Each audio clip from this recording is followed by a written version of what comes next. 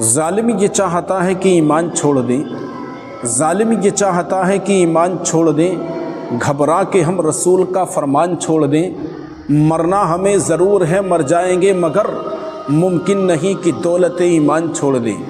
مسلمانوں، آج آپ دیکھ رہے ہو کہ کس طرح سے آپ کے ساتھ میں دوغلی پن کا سلوک کیا جا رہا ہے۔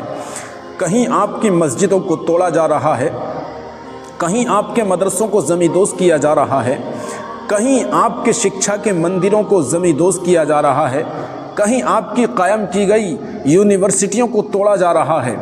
اس یونیورسٹی کو جس میں کمزور طبقہ تعلیم حاصل کرتا ہے، چاہے وہ ہندو ہو، مسلم ہو، سکھ ہو، عیسائی ہو، کسی مذہب سے تعلق رکھتا ہو، کسی طبقے سے تعلق رکھتا ہو، جناب والا وہ امیر ہو یا غریب ہو، اس یونیورسٹی کا دروازہ سب کے لیے کھولا گیا۔ جہاں پر زیادہ تر کمزور طبقے، کمزور لوگوں کے، غریب لوگوں کے بچے کم فیس میں تعلیم حاصل کرتے ہیں، اسی کو لوگ توڑنے کی ناپاک کوششیں کر رہے ہیں۔ لوگ چاہتے ہی یہی ہیں کہ آپ کو شکشا سے ونچت کر دیا جائے، آپ کے ہاتھ سے قلم کو چھین لیا جائے، آپ کے ہاتھ سے تعلیم کو چھین لیا جائے۔ جب آپ تعلیم حاصل نہیں کر پائیں گے، آپ کے ہاتھ میں قلم کی طاقت نہیں ہوگی، تو آپ کو چاہے وہ کوئی سا بھی وبھاگ ہو، کسی بھی وبھاگ میں آپ کی نمائندگی نہیں ہوگی۔ جب آپ کی کسی بھی وبھاگ میں نمائندگی نہیں ہوگی، شکشا کی دولت کو آپ سے چھین کر آپ کو ہر وبھاگ کی نمائندگی سے بری کر دیا جائے گا، تو جناب والا کسی بھی وبھاگ میں آپ کی سنوائی نہیں ہوگی۔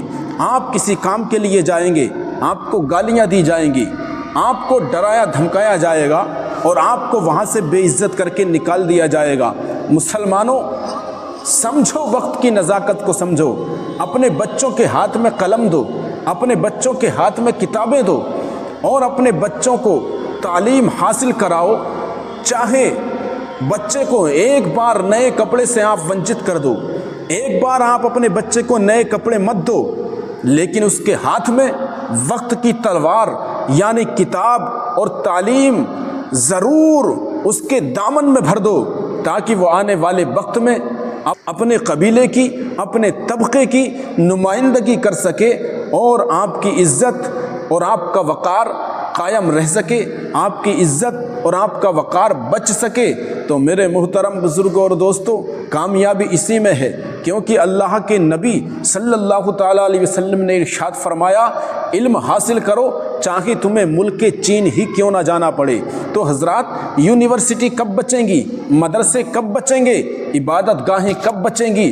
جب ہم مسجدوں کو اپنے سجدوں سے آباد کر دیں گے، جب ہم مدرسوں کو قرآن کی تعلیم سیکھنے کے لحاظ سے اپنے مدرسوں کو آباد کر دیں گے، جب ہم دین و دنیا کی تعلیم حاصل کرنے کے لحاظ سے اپنی یونیورسٹیوں کو بھر دیں گے، تب بچیں گی۔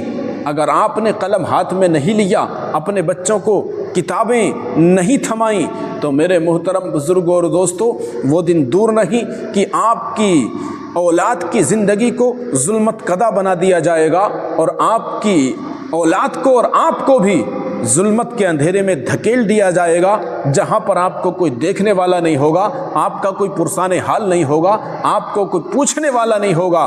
رب نے بھی قرآن میں سب سے پہلے یہی فرمایا اپنے محبوب سے، اقرا، اے میرے محبوب پڑھو۔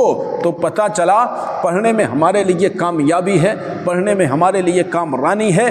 اپنی اولاد کو پڑھاؤ، دین اور دنیا کی تعلیم حاصل کراؤ، اسی میں ہمارے لیے کامیابی کی ضمانت ہے۔